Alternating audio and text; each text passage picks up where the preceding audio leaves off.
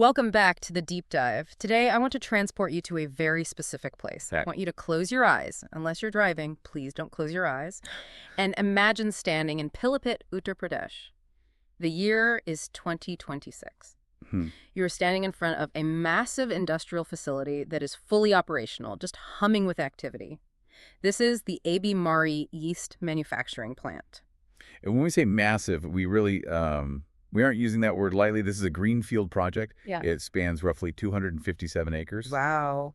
Just to give you a sense of scale, that is huge. We were talking about an investment in the ballpark of, 1,100 to 1,200 crore rupees? Exactly. It is a beast of an economic engine. It's creating thousands of jobs. It's churning out bakery ingredients. And, it's a major landmark for the region. Right. And here's where it gets really interesting for us. Our mission today isn't to talk about how yeast is made. We are not here to discuss fermentation tanks or the chemistry of baking. No, we are looking at something arguably more complex and definitely more critical to the day-to-day reality of the people there. We're looking at the invisible infrastructure. I love that phrase, invisible infrastructure. It's the perfect way to describe it because you don't just drop 1,200 crores onto a patch of land in Uttar Pradesh and, hope for the best. Right. Without a rigid framework, a site of this magnitude would just collapse. Legal chaos, ethical disasters, all within a week. So today we're unpacking the labor compliance and worker welfare framework for this specific project. It sounds a bit dry, I know, compliance framework, but stay with me. Because when you actually peel back the layers, this is fascinating stuff. It really is. It's a mix of strict government mandates, financial safety nets, and some surprisingly human details that dictate how thousands of lives are managed. It is. And to frame this properly, you have to understand that a project like AB Mauri Pilibhit is governed by a complex web of central and state acts in India. A whole web of them. Yeah. We are talking about the safety of migrant workers, the legality of contracts, the financial security of thousands of families. This framework is essentially the operating system for the human side of the factory. So let's start at the very beginning. Before the first brick was laid or the first vat of yeast was brewed, what had to happen? Where does a project like this actually begin? It begins with what I like to call the paper shield. The paper shield. Before you even break ground, you need a fortress of legal documents. In the context of this site in Pilibhit, everything starts with the Uttar Pradesh State Industrial Development Authority, or UPSI. They are the gatekeepers. They are. You need their project approvals. Then you need environmental clearances from the State Pollution Control Board. You need sanctioned building plans. Okay. And here's the thing that often trips people up. It's not enough to just have these approvals filed away in some corporate office in Mumbai or Delhi. Right. The source material was very specific about this. They have to be on site. Yeah. Physically present, on site. Think of documents like the MOU, the land allotment letters, the no objection certificates. Think of them as your primary defense. So if an inspector shows up. Exactly. If a labor inspector or a government official walks onto that 257-acre site and says, "Show me the paperwork," and you can't produce it immediately, you are vulnerable. That paper shield protects the 1,200 crore investment from being halted or penalized. It's the foundation of everything. Okay, so that covers the land and the buildings. The paper shield is up. But now you need hands to build it. If I'm running this plant, or if I'm a contractor bringing in workers, I can't just hire people off the street with a handshake, can I? Definitely not. That brings us to the magic number 20. 20. 20. This is governed by the CLRA, the Contract Labor Regulation and Abolition Act. The rule of thumb here is that if you are a principal employer or a contractor and you engage 20 or more contract workers, you legally require a license. So it's about scale. Once you hit 20 people, you are on the radar. Precisely. It is designed to prevent, off-the-books exploitation. And in Uttar Pradesh, this entire process has been modernized. It's all managed through the Shram Vibhag portal. So it's digital. It's digital, which adds a significant layer of transparency. The principal employer registers the establishment, and then the contractors get their specific licenses linked to that project. And what happens if you ignore this? Say I'm a contractor, I have 50 guys, and I decide not to register. The stakes are incredibly high. If you mess this up, if you fail to get that license or maintain it, you can actually be banned from using contract labor entirely. Wow. Imagine trying to run a 257-acre plant without contract labor. It would be impossible. Yeah. You'd be shut down. So compliance here isn't just a nice to have. It is, well, it's existential for the business. That is a massive risk. So you have the license, you have the people. Now let's talk about their safety, not just, hard hats and boots, but financial safety. If I'm a worker on this site and I get sick, what happens? This is where the safety net kicks in, specifically ESI, or Employee State Insurance. This is a crucial piece of legislation for workers earning up to 21,000 rupees a month. And it's contributory fund, right? It's a brilliant system because, yeah, it's a contributory fund.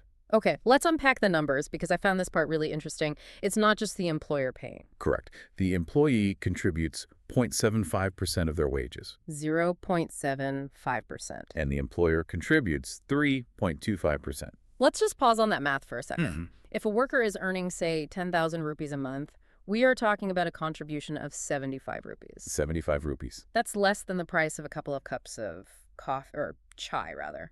Exactly. It is a tiny slice of the paycheck, but the coverage you get is comprehensive. That 75 rupees gives that worker access to ESI hospitals for medical care, sickness benefits, even maternity benefits. So it prevents a small illness from becoming a huge financial crisis. It basically ensures that a fever or an infection doesn't bankrupt a migrant worker's family. That is a pretty incredible ROI for the worker. But surely there are gaps. What if ESI doesn't apply? Or what if the issue isn't a sickness but an accident? That is a great question. If ESI doesn't apply, we move to the Employees' Compensation Act, or what used to be called workmen's compensation. Okay. Now, this is a crucial distinction. ESI is health insurance.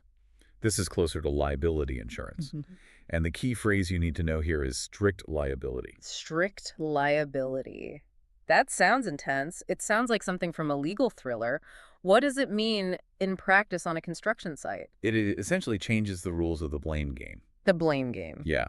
In normal law, if I get hurt on your property, I usually have to prove you were negligent, that you left a banana peel on the floor. Right. Under strict liability, in this act, that burden of proof disappears. So the worker doesn't have to prove the company made a mistake. No. If the accident arose out of and in the course of employment, the employer pays.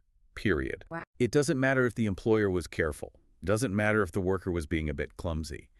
If the accident happened on the job, the employer pays a lump sum compensation for injury or death. So it just removes the legal battle from the equation to make sure the worker gets paid. Exactly. It ensures immediate relief without a lengthy court case over whose fault it was. And honestly, it incentivizes safety because accidents become very expensive for the employer, regardless of fault. Right. So that handles the now sickness and injury. But what about the later? We often hear about construction workers living day to day, but is there any structure for their future? That is where the Provident Fund, or PF, comes in. This applies to establishments with 20 or more employees. So that number 20 again. That number 20. Yeah. And here, both the employer and the employee contribute 12% of the basic wages into a central fund. 12% is a significant chunk. It is, especially for someone on minimum wage. But it's the lifeline for retirement. It's forced savings. And for the employer, the AB Mauri site managers, compliance here is absolutely non-negotiable. Why is that? Because the government treats that money as sacred. If an employer deducts that share and fails to deposit it or even delays it, they face damages and interest up to 12% per annum. Ouch. Yeah, the law comes down very hard on anyone messing with a worker's PF. Okay, so we have covered the health and wealth of the individual worker. But let's zoom out to the site itself. A 257-acre construction zone is, well, it's a chaotic place. It is. You have floods, fires, theft, machinery moving around. How do they manage the financial risk of the project itself? That is handled through something called a car policy contractor, all risk. I love that name, all risk. It sounds very superhero-esque. It is fairly comprehensive. Now, unlike ESI or PF, this isn't necessarily mandatory by statutory law in the same way for every single project, but for a site like AB Mauri, it is highly recommended financial armor. So what does it actually cover? It covers two main buckets. Okay. First, material damage. If a monsoon flood washes away 10 tons of cement or a fire destroys a warehouse, the policy covers it. Right. Second, it covers third-party liability. Give me a scenario for that. Say a crane swings too wide and knocks over a wall onto a neighboring property or injures a passerby. That is a third-party liability. The SAR policy steps in to handle those costs. So it keeps the project from going bankrupt over a bad storm or one accident. Exactly. Speaking of finances, let's get down to the most tangible part for the worker, the paycheck. We are in Uttar Pradesh, strictly speaking. Yeah. What does a worker on this site earn? Well, looking at the revisions around 2025, the minimum wage for an unskilled worker in this sector falls roughly in the 8,000 to 10,000 rupees per month range. Okay. But honestly, the number isn't the only important thing here. It's how it is paid. I noticed the source material mentioned bank transfers specifically. Yes, and that is critical. In the past, and still on many unregulated sites, workers are paid in cash. Right. Supervisor or middleman hands out the bills, and mysteriously, 500 rupees is missing. A service fee or just pure theft. Wage theft. Exactly. By mandating bank transfers, you create a digital trail. The worker gets exactly what the books say they earned. And there's another layer to this. Overtime. What's the rule there? The law mandates that overtime work must be paid at twice the normal rate. Not time and a half. Double. Double time. That's better than most corporate jobs. It is. And without a digital trail, it's very easy for an employer to hide those hours. With bank transfers, there is a record. It's a huge safeguard against exploitation. Now, I want to shift gears a little bit. We've talked about laws, insurance, money, but I want to talk about the daily reality. If you are living and working on this site in Pilibhit, what is your life actually like?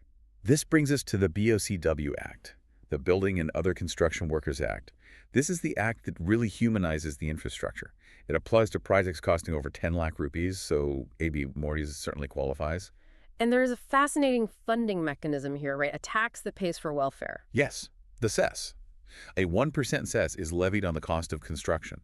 So let's do the math on that. If the project is 1,200 crores, that's 12 crore rupees. Correct. 12 crore rupees just sitting in a welfare pot.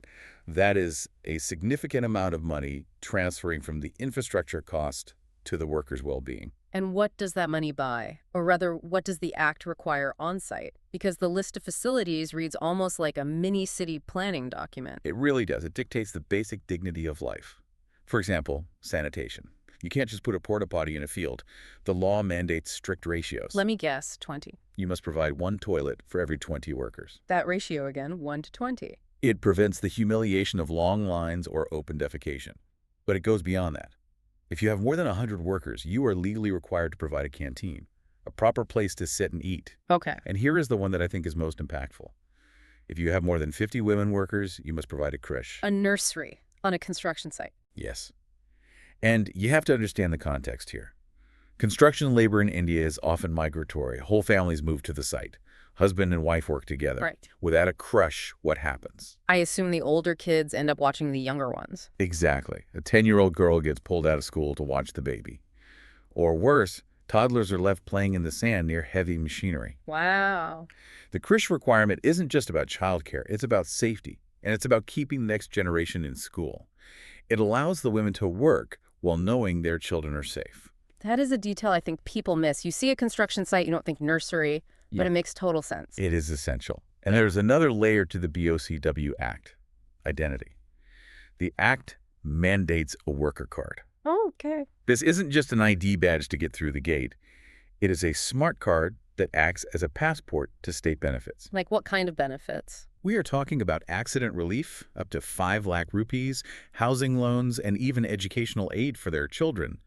That little plastic card connects a transient migrant worker who might be invisible to the system otherwise to the state's Social Security grid. That is powerful. But here is the catch, and this is something I always wonder about with these things. You can have the best laws in the world, the best paper shield, the best smart cards. But if the guy pouring the concrete doesn't know his rights, does it matter? That is the million-dollar question, the gap between policy and reality. And that is why the framework for the Pilibhit site includes a specific proposal for a safety and compliance training program. And I was glad to see this wasn't just, here's a pamphlet, good luck. No, that would be useless. The proposed program is interactive. Yeah. We're looking at sessions lasting 4 to 6 hours, repeated quarterly. And the methods are designed for the audience, role-playing, demonstrations, visual aids. I love the idea of a role-playing document verification. It sounds tedious to us sitting here, but for a worker, knowing how to check if a document is real is a superpower. It is. Think about it. If you are semi-literate, or if you've never seen a formal contract, how do you know you aren't being scammed? By role-playing it, they build that muscle memory.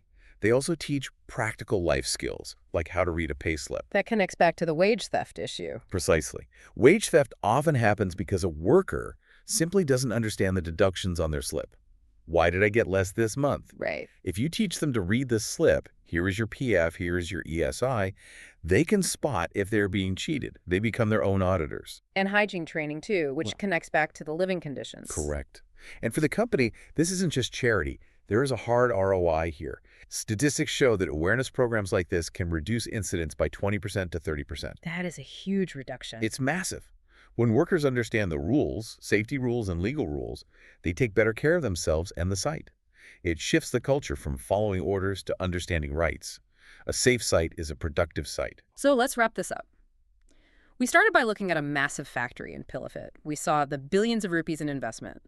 But what we have really found is a complex ecosystem. Yes. We went from the 0.75% ESI deduction that guarantees a doctor's visit to the 1% cess that builds a pension fund. Yeah. We saw how a paper shield of approvals protects the investment and how a creche protects the next generation. It really changes how you view industry, doesn't it? That is the so what here. Yeah. A greenfield project like AB Mauri isn't just steel, yeast, and concrete.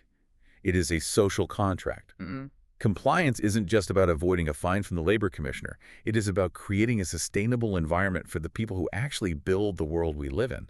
The framework ensures that while the factory produces yeast, it doesn't consume its workers. That is a fantastic way to put it. So here is my final thought for you listening today. The next time you drive past a massive industrial site or even a large construction project in your city, look past the cranes and the machinery. Ask yourself the invisible questions. Is there a creche inside those walls? Is there a 1% cess funding a worker's pension? Is there a canteen serving a hot meal? The true scale of industry isn't just in the output, it's in these invisible human details that keep the whole thing running. Thanks for joining us on this deep dive. It was a pleasure. We will see you next time.